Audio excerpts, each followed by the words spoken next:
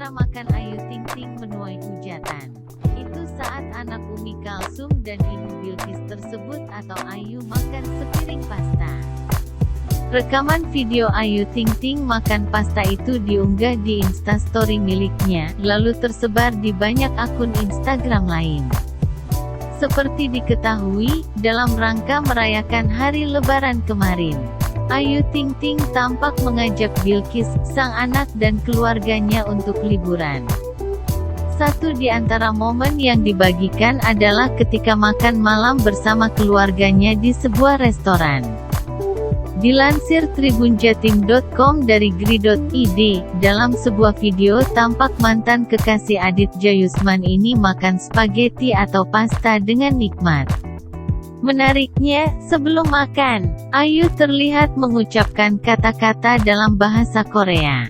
Annyeonghaseyo yorobun, ujar Ayu Ting Ting.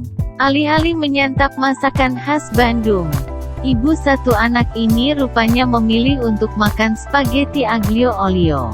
Aku lagi ada di distrik Dago.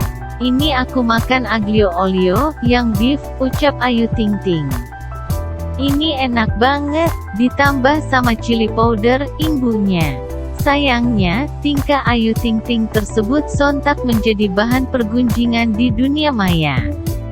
Pasalnya, saat menyantap spaghetti, Ayu justru pakai sumpit dan bukan garpu.